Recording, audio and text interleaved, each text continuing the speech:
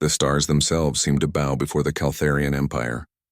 For 300 years, their massive ships had crossed the galaxy like death itself, bringing destruction to any world that dared resist. The Calthari stood 12 feet tall, their bodies covered in thick crystal armor that gleamed like dark metal. Their eyes burned with cold fire, and their voices carried the weight of absolute power. Commander Zektar stood on the bridge of his flagship, the Destroyer of Worlds. Around him, the 7th Conquest Fleet stretched across space like a black ocean. 50 enormous ships, each one 20 kilometers long and 5 kilometers wide. The smallest Caltharian vessel could destroy an entire planet. The largest could crack a moon in half. Today they were heading toward the Rigel sector. Intelligence reports said several alien colonies had joined together to fight the Empire. Zektar found this amusing. In 3 centuries, no force had ever defeated a Caltharian fleet. The Empire had conquered 47 star systems. They had turned proud civilizations into dust. They had made entire species into slaves. The rebel alliance in Rigel included 3 different alien races. The Avari looked like giant birds with metal wings and sharp beaks. They were fast and clever, but their ships were small and weak. The Neptunians lived in water and had blue skin with gills on their necks. Their technology was good for underwater worlds, but poor for space battles.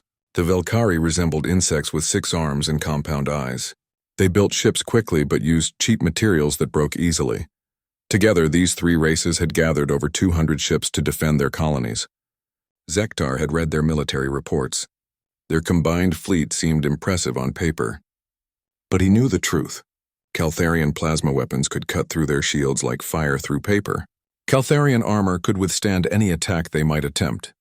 The battle would be over in hours, not days. "Commander," said his weapons officer, "we are receiving distress signals from the Rigel sector. The aliens are calling for help." Zektar laughed, a sound like breaking glass. "Let them call. No one in this galaxy is foolish enough to challenge the Empire. We have taught them all to fear us." Far away on a small blue planet called Earth, Captain Jake Morrison sat in his command chair aboard the USS Liberty. His ship was an exploration vessel, designed for peaceful missions and scientific research. They had been mapping new star systems when the distress calls began flooding their communication channels. "Captain," said his communication officer, Lieutenant Carol Davis, "we're receiving emergency broadcasts from multiple systems. Something about a massive alien fleet attacking civilian colonies."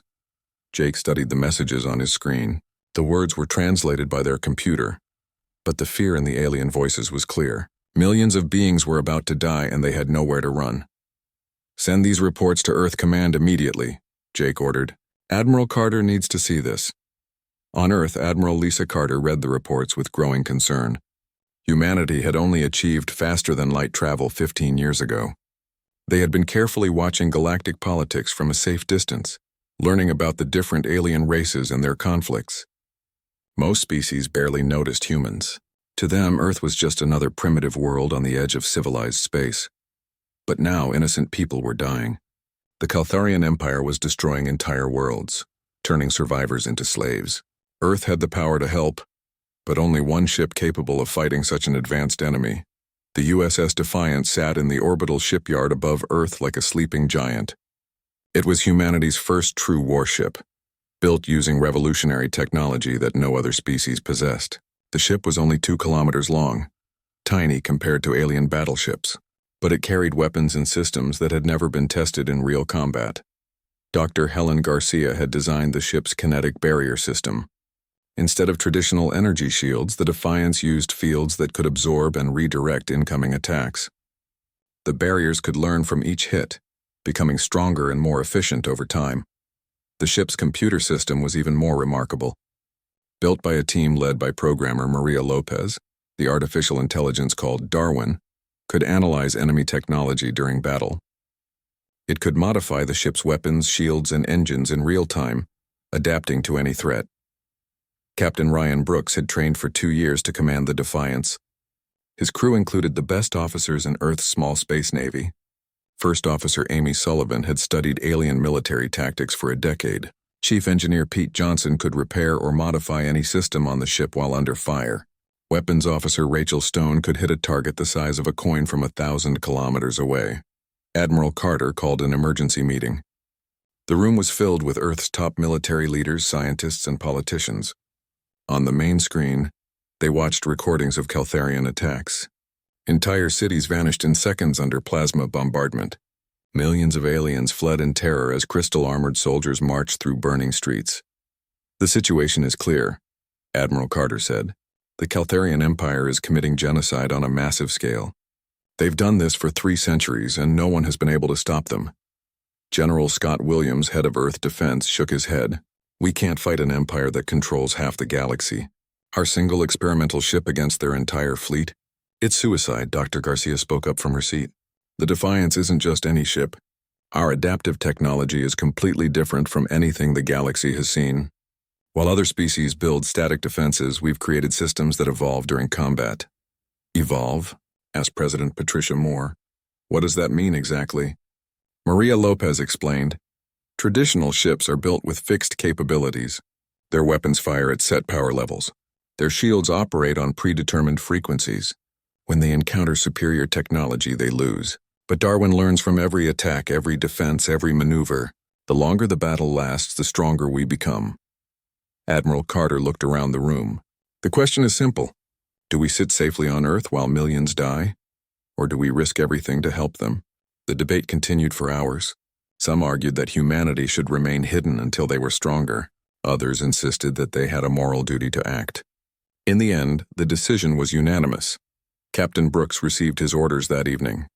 The USS Defiance would travel to the Rigel sector at maximum speed. His mission was to provide assistance to the Alien Alliance, but more importantly, to test human technology against the galaxy's most advanced military force. As the Defiance left Earth orbit, its crew knew they were making history. They were about to announce humanity's presence on the galactic stage in the most dramatic way possible. They would either prove that human ingenuity could triumph over brute force, or they would die trying. Behind them, Earth's lights twinkled in the darkness. Ahead lay the unknown, and the chance to change the galaxy forever. The Caltharian 7th Fleet arrived at the Rigel sector like a storm of death. 50 massive ships dropped out of faster-than-light travel in perfect formation. Each vessel was a mountain of black metal and crystal, bristling with weapons that could destroy planets. Their energy shields glowed with purple light, creating barriers that had never been broken in 3 centuries of war. Commander Zektar stood on his bridge, watching the tactical display with satisfaction. The Alien Alliance had gathered their ships in a defensive formation around the 3 colony worlds. He counted exactly 212 vessels of various sizes and designs. It was actually more ships than he had expected, but the number meant nothing. The Avari had brought their fastest attack ships, sleek vessels that looked like metal birds with swept-back wings. They moved quickly and could change direction in an instant, but their weapons were weak and their armor was thin. The Neptunians had contributed their heavy cruisers, thick-hulled ships designed for underwater pressure that could take a beating, but moved slowly through space. The Valkyrie had built dozens of small fighters, cheap and fast but fragile as glass. Flight Commander Cassara led the Avari forces from her flagship, the Wind Dancer. Her feathers were silver and gold, and her bright yellow eyes burned with desperate courage. She had studied every report about Caltharian tactics for months, looking for any weakness she could exploit. She found none. Admiral Tulmore commanded the Neptunian fleet from his heavy cruiser, the Deep Current. His blue skin had darker patches that showed his age and experience. He had fought pirates and raiders across a dozen systems, but never anything like the Calthari. His tactical computers told him the truth he did not want to accept. His ships would last perhaps 20 minutes against Caltharian firepower. The Valkyrie swarm was led by Queen General Hixara, whose compound eyes could process information faster than any computer. She commanded her fighters through telepathic links, making them move like a single living organism. But even her brilliant tactical mind could not find a way to penetrate Caltharian shields with her weak weapons. Commander Zektar opened a communication channel to all enemy ships. His voice carried across space, cold and certain as death itself. "Inferior beings, you have gathered here to delay the inevitable. Your worlds will burn. Your people will serve the Empire as slaves, or they will die. I offer you one chance to surrender. Lower your shields and prepare to be boarded. Resist, and we will turn your colonies into ash." Kisara responded first, her voice sharp with defiance. "We will never bow to your empire. Our people chose freedom over slavery long ago." Tulmore's deeper voice joined hers. "The children of three worlds stand behind us. We will not let them fall into your hands." Hiksara's response came as a series of clicks and whistles that translated to simple words. "Come then, crystal skins. Let us see if you bleed." Zektar laughed, the sound echoing across his bridge. "So be it. All ships open fire. Show these animals the true power of the Empire." The Caltharian fleet unleashed hell. 50 ships fired their plasma cannons at once, sending streams of superheated energy across space. The purple beams moved at nearly the speed of light, striking the alien formation with devastating force. The first wave of attacks hit 12 Avari ships, vaporizing them instantly. Their shields offered no protection at all against weapons designed to crack planets. The alien alliance scattered, trying to use speed and numbers to confuse the Caltharian targeting systems. Avari fighters dove and rolled through space, firing their laser weapons at the massive enemy ships. The beams struck Caltharian shields and vanished without leaving a mark. Neptunian cruisers formed a line and launched their heaviest missiles. The explosions lit up space like new stars, but when the light faded, the Caltharian ships remained undamaged. The Velkari tried swarming tactics, sending hundreds of fighters to attack from all directions at once. Their small weapons struck the enemy shields in a constant stream of fire. For a moment it seemed like they might be having some effect. Then the Calthari opened fire again, and 60 more ships vanished in seconds. Within the first hour, the alien alliance had lost 90 vessels and gained nothing. Their weapons could not penetrate Caltharian shields. Their own defenses could not stop Caltharian plasma. The battle was becoming a massacre. Kisara watched her pilots die and felt her heart breaking. These were her people, brave warriors who had volunteered to sacrifice themselves for their families. She had led them to their deaths against an enemy they could not hope to defeat. Tulmore saw his heaviest ships cracking under Caltharian fire. Hulls that could withstand the pressure of ocean depths were melting like ice under the purple beams. His sonar-based communication systems were filled with the death cries of his crews. Hiksara felt the telepathic screams of her fighters as they were destroyed. Each death sent pain through her mind, but she forced herself to keep fighting. Her swarm tactics were failing, but retreat meant abandoning the colonies to certain destruction. Commander Zektar watched the slaughter with cold satisfaction. The battle was proceeding exactly as predicted. In another hour, the alien fleet would be completely destroyed. Then his ships would begin bombarding the colony worlds, turning their cities to glass and their people to ash. But as the second hour began, something unexpected happened. Zektar's sensor officer called out in confusion. "Commander, we have a new contact. Single ship, unknown design. It's broadcasting human identification codes." Zektar looked at his tactical display. A small vessel had appeared at the edge of the battle zone, moving toward them at high speed. Compared to Caltharian dreadnoughts, it was tiny, only 2 kilometers long versus their 20-kilometer giants. Its design was strange, with smooth curves instead of the angular shapes most species favored. "Humans," Zektar said with amusement. "I have heard of them, a primitive species from the outer rim. They achieved faster-than-light travel only recently. What is one of their ships doing here?" His intelligence officer checked their databases. "Very little information, Commander. They appear to be explorers and traders. No significant military capabilities. This vessel may have wandered into the battle zone by mistake." Zektar studied the approaching ship. The USS Defiance was broadcasting emergency signals, but it was not fleeing. Instead, it was moving directly toward the Caltharian fleet. Perhaps the humans did not understand what they were facing. Captain Ryan Brooks sat in his command chair, studying the tactical situation with growing anger. The alien alliance was being slaughtered by an enemy that seemed completely invulnerable. Brave pilots were dying while trying to protect their families, and their weapons could not even scratch Caltharian shields. "Analysis. Darwin," he said to the ship's artificial intelligence. The AI's voice was calm and precise. "Caltharian technology appears to be approximately 3 centuries more advanced than standard galactic baseline. Their plasma weapons operate on rotating frequency modulation to prevent adaptation. Their shields use layered energy fields with redundant generators. Estimated time for conventional forces to achieve victory, impossible with current alien capabilities."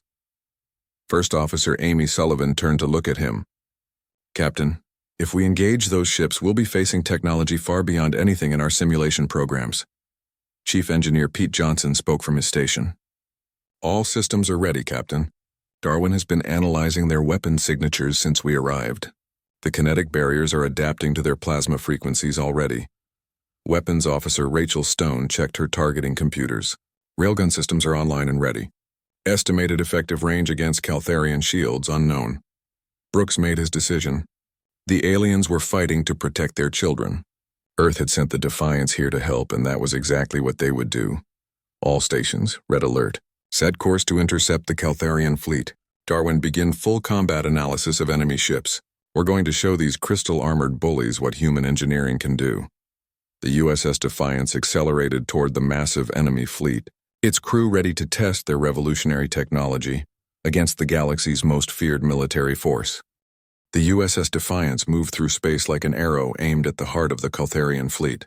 Captain Brooks watched his tactical display as the distance between his ship and the enemy rapidly decreased. Behind them, the alien alliance continued to retreat, their ships burning and broken after an hour of hopeless fighting. Commander Zektar observed the approaching human vessel with growing curiosity. The ship was not fleeing or trying to communicate. Instead, it was positioning itself directly between his fleet and the retreating aliens. He found this puzzling. Perhaps the humans did not understand what they were facing. Communications, Zektar ordered. Open a channel to the human ship. The main screen flickered, showing the bridge of the USS Defiance.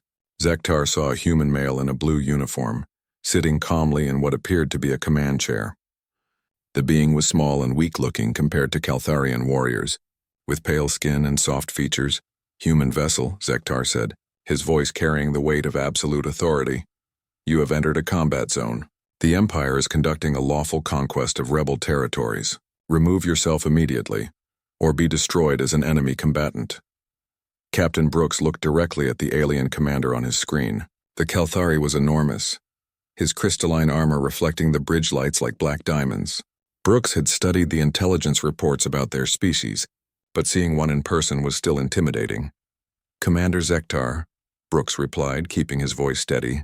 I am Captain Ryan Brooks of the United Earth Defense Force. We are here to provide assistance to the civilian populations under attack. Withdraw your forces and no further conflict is necessary. Zektar's eyes burned brighter with amusement. You offer terms to the Empire? Your species has been in space for barely 15 years. We have conquered galaxies for 3 centuries. Stand aside, or join your alien friends in death. Brooks terminated the communication and turned to his crew. Well, I think we can safely say that diplomacy has failed. All stations prepare for combat. First Officer Amy Sullivan checked her tactical board. Captain, we're outnumbered 50-1. Each of their ships is 10 times larger than ours. Numbers aren't everything, Amy, Brooks replied. Darwin, what's your analysis of their technology? The ship's artificial intelligence responded immediately. Caltharian plasma weapons use a rotating frequency system designed to prevent shield adaptation. However, their rotation pattern follows a mathematical sequence that can be predicted. Their energy shields operate on 7 distinct layers, each tuned to different energy spectrums. Recommendation: target the ship designated as Enemy 1 with kinetic projectiles while analyzing their defensive response. Chief Engineer Pete Johnson grinned at his station. The kinetic barriers are already adapting to their plasma frequencies. Whatever they hit us with will be ready for the second shot. Weapons Officer Rachel Stone powered up the railgun systems. Targeting Enemy 1. Ready to fire on your command, Captain. Commander Zektar watched the human ship with growing irritation. The tiny vessel was not retreating. Instead, it had positioned itself in a defensive stance as if it actually intended to fight. This was either supreme courage or complete madness. Tactical, he ordered. Designate one ship to destroy the human vessel. We have wasted enough time on this distraction. The Caltharian dreadnought Thunder of Victory moved forward, separating from the main fleet. It was 5 times larger than the USS Defiance, its hull covered with weapons that could level cities. Captain Mortak commanded the vessel, a veteran warrior who had destroyed over 100 enemy ships in his career. Human vessel, Mortak transmitted. You have 10 seconds to retreat. After that, I will demonstrate why the Empire is feared across the galaxy. Captain Brooks counted down silently. When the 10 seconds passed, he gave the order that would change galactic history forever. Darwin begin combat evolution protocol. Rachel, fire. The USS Defiance unleashed its railgun for the first time in actual combat. The projectile was a solid tungsten rod, accelerated to 30% of light speed by magnetic fields. It crossed the distance to the Caltharian ship in less than a second, striking the thunder of Victory's shields with kinetic energy, equivalent to a small nuclear weapon. The Caltharian shields, designed to deflect energy weapons, had no defense against solid matter moving at relativistic speeds. The tungsten rod punched through 7 layers of energy fields like they were made of paper, striking the dreadnought's hull and vaporizing a section 50 meters across. Captain Mortuck stared at his damage reports in shock. For the first time in his career, his ship had been hurt. Alarms screamed across his bridge as his crew struggled to understand what had happened. "Impossible," he whispered. "Our shields have never been breached." Commander Zektar received the damage report with growing disbelief. The human ship had actually wounded a Caltharian dreadnought. In 3 centuries of conquest, no enemy had ever achieved such a feat. "All ships," he commanded, his voice shaking with rage. "Focus fire on the human vessel. Destroy it immediately." 50 Caltharian dreadnoughts turned their weapons toward the USS Defiance. Hundreds of plasma cannons fired at once, sending a wall of purple energy across space. The concentrated firepower was enough to crack a moon in half. The plasma beam struck the Defiance and something unprecedented happened. Instead of exploding, the human ship absorbed the energy. Its kinetic barriers converted the plasma into harmless radiation, while its computers analyzed every aspect of the attack. "Darwin," Captain Brooks called out as his ship shook under the assault. "Report. Kinetic barriers holding at 97% efficiency," the AI replied. "Plasma frequency analysis complete. Enemy weapon systems use 7 primary modulations with predictable rotation cycles. Barriers are adapting to counter all variations. Recommendation: continue engagement while systems optimize." Chief Johnson checked his readings in amazement. "Captain, the barriers aren't just holding. They're getting stronger. Every hit teaches them how to defend better." The Caltharian fleet fired again, pouring even more energy into their attacks. This time the USS Defiance barely trembled. Its barriers had learned to anticipate the plasma frequencies, neutralizing the weapons before they could transfer their energy to the ship's hull. Commander Zektar watched in horror as his most powerful weapons failed completely. The human ship sat motionless in space, undamaged despite being hit by enough firepower to destroy an entire fleet. "How is this possible?" he demanded. "Our weapons are the most advanced in the galaxy." Captain Brooks studied his tactical display with growing confidence. The Caltharian ships were powerful, but their technology was static. They built weapons and shields to fixed specifications, never changing or adapting. Human technology was different. It learned, evolved, and improved with every moment of combat. "Darwin," he said, "analyze their shield systems. I want to know how to hurt them." "Analysis complete," the AI responded. "Caltharian shields operate on 7 distinct energy layers. However, their generators are synchronized to prevent interference. If we can disrupt the synchronization frequency, their entire defensive system will collapse. Recommendation: target their shield generators with railgun strikes." Rachel Stone adjusted her targeting systems. "I have locks on the primary shield generators of the lead ship. Ready to fire." "Fire," Brooks ordered. The USS Defiance struck back with devastating precision. Its railguns, now guided by an AI that had learned Caltharian technology during the battle, hit the thunder of Victory's shield generators with surgical accuracy. The protective fields flickered and died, leaving the massive dreadnought completely defenseless. Captain Mortuck stared at his readings in terror. His ship's shields were gone, destroyed by weapons he did not understand. For the first time in Caltharian history, one of their great vessels was vulnerable to attack. The alien alliance, which had been retreating in despair, stopped and turned to watch. A single human ship was doing what their entire fleet could not accomplish. It was not only surviving Caltharian firepower, but fighting back successfully. Flight Commander Kessara felt hope returning to her heart. "All Avari ships reform and prepare to attack. The humans have shown us how to hurt them." Admiral Tullamore ordered his remaining cruisers to turn around. "If one small ship can fight them, perhaps we can too." Queen General Hixara felt excitement flowing through her telepathic link with her surviving fighters. The impossible was happening.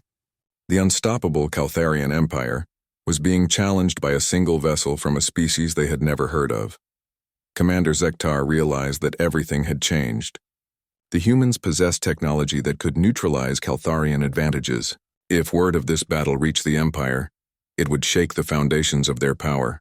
All ships, he commanded. Maximum firepower. That vessel must be destroyed before it can report our weaknesses. The battle that would reshape the galaxy had truly begun. The space around the USS Defiance erupted into a storm of purple fire as every Caltharian ship focused their weapons on the small human vessel. The combined firepower of 50 dreadnoughts would have turned a planet to molten rock, but the human ship continued to absorb and deflect their attacks with increasing efficiency. Captain Brooks gripped his command chair as the ship shook under the massive assault. Around him, his crew worked with calm precision despite facing impossible odds. The main screen showed tactical displays that would have terrified any normal fleet commander, but Brooks felt only growing confidence. "Darwin," he called out over the sound of energy striking their barriers, "how are we holding up?" Kinetic barriers now operating at 112% of design efficiency, the AI reported. Plasma absorption rate has increased 37% since engagement began. Enemy weapon patterns have been fully analyzed and categorized. Defensive systems are now adapting faster than they can modify their attack frequencies. Chief Engineer Pete Johnson checked his power readings and laughed despite the situation. "Captain, you're not going to believe this. The barriers aren't just protecting us anymore. They're actually feeding power back into our systems. We're running at 140% of normal power levels." Commander Zektar watched his tactical display in growing panic. His entire fleet was pouring everything they had into destroying one small ship, and they were failing completely. Worse, his sensors were detecting impossible readings from the human vessel. It appeared to be growing stronger during the battle. "Weapons officer," he demanded. "Increase power to maximum. Overload the plasma cannons if necessary." "Sir, we are already firing at full power. Our weapons are having no effect at all." For the first time in 3 centuries, a Caltharian commander faced the possibility of defeat. Zektar had been trained to believe that Empire technology was absolutely superior to anything in the galaxy. The idea that primitives from an unknown world could challenge their ships was beyond his understanding. Captain Brooks studied his tactical board and made a decision that would echo through history. "Rachel, target their formation leaders. Darwin has identified which ships are coordinating their fleet movements. Take them out." Weapons Officer Rachel Stone smiled as her targeting computer locked onto the Caltharian command ships. The railgun systems had been learning during the battle, and now they could predict enemy movement patterns with incredible accuracy. Targeting the command ship Fist of Empire and 2 formation leaders. Darwin is feeding me their shield frequencies in real time. The USS Defiance struck with devastating precision. 3 railgun projectiles streaked across space at near light speed, each one guided by an artificial intelligence that had spent the last hour studying Caltharian technology. The tungsten rods punched through energy shields like they were made of air, striking the enemy ship's vital systems with surgical accuracy. The Fist of Empire shuddered as its main power core was destroyed. Secondary explosions rippled along its hull as systems overloaded and failed. The massive dreadnought, flagship of a squadron that had destroyed dozens of worlds, went dark and began drifting helplessly through space. The 2 formation leaders suffered similar fates. Their shield generators exploded in chains of blue fire, leaving them defenseless. Without their commanding vessels, the Caltharian formation began to fall apart as individual captains struggled to coordinate their attacks. First Officer Amy Sullivan monitored the enemy fleet's communications. "Captain, they're losing coordination. Their command structure is breaking down." This was exactly what Captain Brooks had hoped for. Caltharian military doctrine relied on precise formation flying and coordinated attacks. By destroying their command ships, he had turned their greatest strength into a weakness. The alien alliance, which had been watching the impossible battle from a safe distance, suddenly found new hope. Flight Commander Kassara saw the Caltharian formation falling apart and seized the opportunity. "All Avari ships, attack now. Target the ships without shields." Her fighters dove back into the battle, their laser weapons now effective against undefended Caltharian hulls. Admiral Tulmore brought his remaining cruisers forward, launching missiles at the crippled command ships. Queen General Hixara sent her swarm of fighters to exploit the gaps in the enemy formation. For the first time in the battle, alien weapons were actually damaging Caltharian ships. The sight of their invincible enemies bleeding gave the Alliance forces new courage and determination. Commander Zektar realized that his fleet was in serious trouble. The human ship had somehow learned to neutralize their weapons and penetrate their defenses. Now the alien rabble was attacking his damaged vessels like scavengers feeding on a wounded predator. All ships, he ordered, retreat to minimum safe distance, reform the fleet and prepare for coordinated bombardment. But the USS Defiance was not done with them yet. Captain Brooks had studied the tactical situation and reached a disturbing conclusion. If this fleet escaped to report what had happened, the Empire would know about human capabilities. Earth would face retaliation from their entire military force. "Darwin," he said, "calculate pursuit courses for all enemy vessels. We cannot allow them to escape and warn their Empire about our technology." "Calculating optimal intercept routes," the AI replied. "Recommend pursuit of fleeing vessels to prevent intelligence gathering. Warning: this will require extended combat operations at maximum system efficiency." Chief Johnson checked his engineering displays. "Captain, all systems are operating beyond design parameters but holding steady." "The combat evolution protocols are working better than we ever imagined." Brooks made the decision that would transform him from a defensive commander into a hunter. "Set pursuit course for the retreating fleet.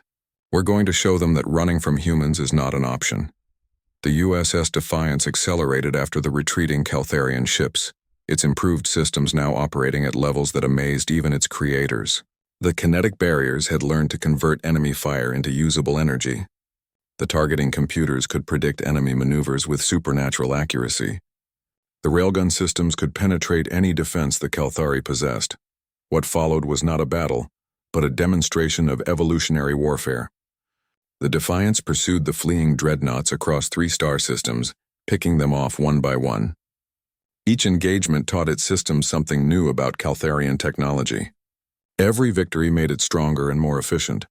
Captain Mortak, commanding the damaged Thunder of Victory, tried every evasive maneuver in Caltharian military doctrine. Nothing worked. The human ship anticipated every move, countered every tactic, and struck with inhuman precision. "How can they predict our actions?" he asked his tactical officer. "Sir, it appears their computer systems are learning our patterns faster than we can change them. They know our doctrine better than we do." One by one, the great dreadnoughts fell. Ships that had conquered star systems were hunted down by a single vessel, 1/10 their size. The mighty Caltharian 7th Fleet, which had never known defeat, was being systematically destroyed by technology that grew stronger with every moment of combat. Commander Zektar found himself aboard the last functional vessel, watching his career and his empire's reputation crumble around him. The impossible was happening. A species of primitives had built ships that could outfight, outthink, and out-evolve the galaxy's greatest military force. "Sir," his navigation officer reported, "the human ship is closing on our position. Estimated time to weapons range, 12 minutes. Zektar looked at his bridge crew and saw his own terror reflected in their faces. For 3 centuries, the Calthari had been the predators of the galaxy. Now they had become the prey. "Prepare for final engagement," he ordered, though he knew it was hopeless. "If we must die, we will die as warriors of the Empire." The USS Defiance approached for the final confrontation, its systems now evolved far beyond their original specifications. Captain Brooks and his crew had learned something remarkable about human technology. It did not just adapt to challenges, it transcended them. The final confrontation took place in the asteroid field of the Taurus system, where Commander Zektar had chosen to make his last stand. His flagship, the Destroyer of Worlds, hung motionless among the floating rocks, its crystal armor scarred and blackened from the running battle. Around him, the debris of his once mighty fleet drifted through space like the bones of dead giants. Captain Brooks brought the USS Defiance to a stop just outside weapons range. His ship had evolved during the pursuit into something beyond human imagination. The hull gleamed with energy patterns that shifted and moved like living skin. The weapons had adapted themselves into configurations that no engineer had ever designed.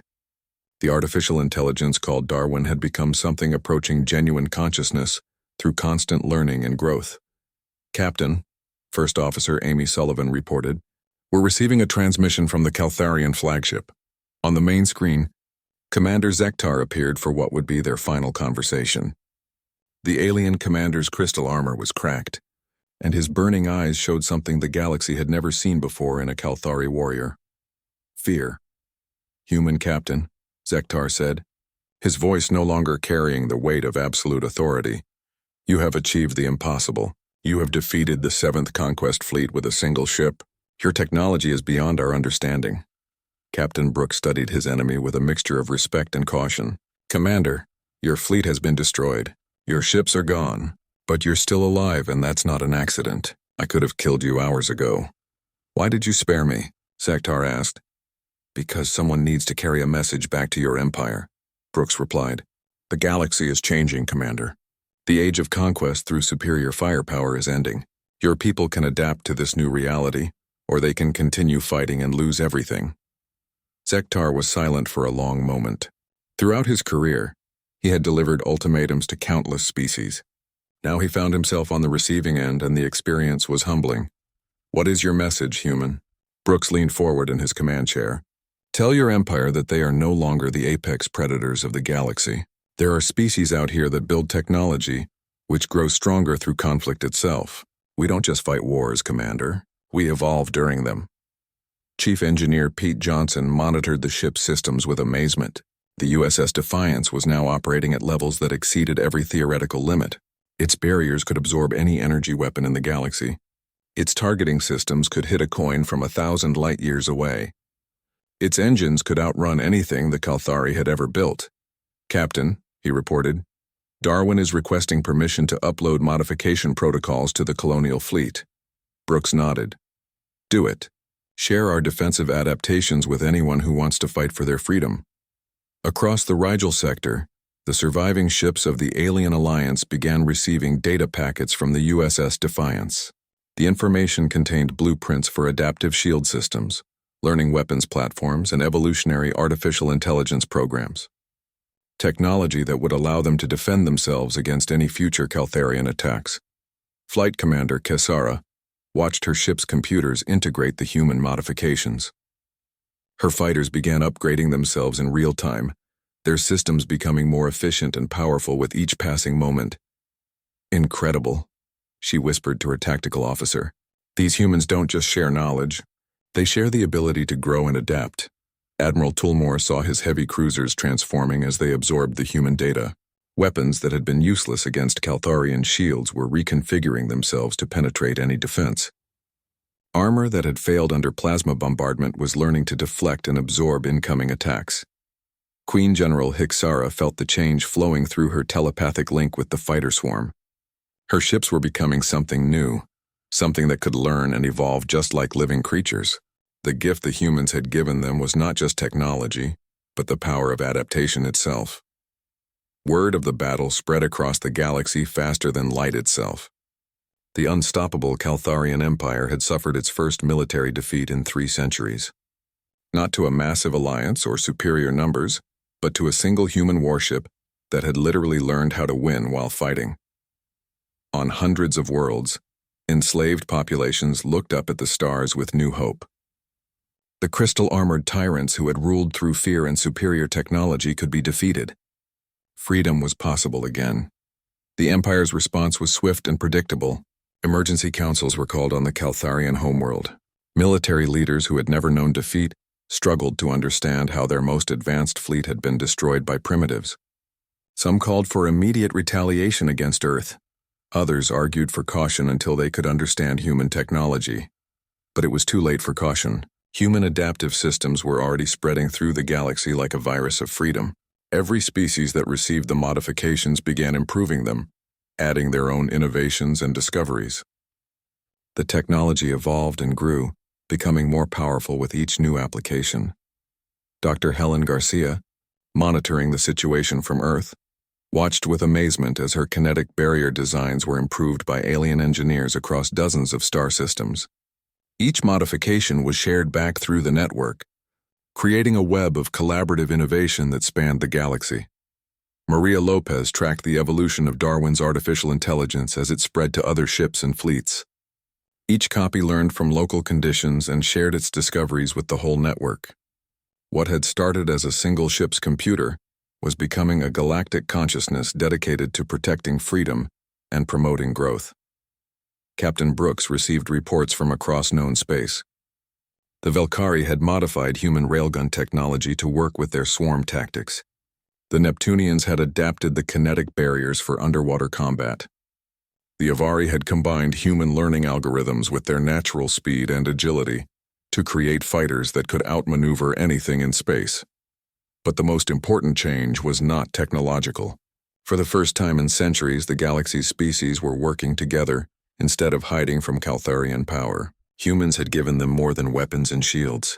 They had given them hope and the tools to shape their own destiny.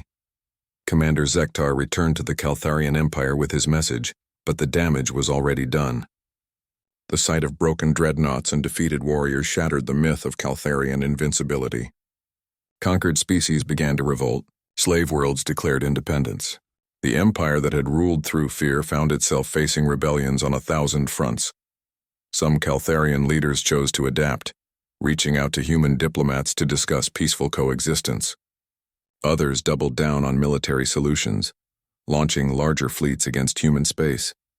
They found Earth defended by ships that learned from every attack, grew stronger with each battle, and shared their improvements with allies across the galaxy.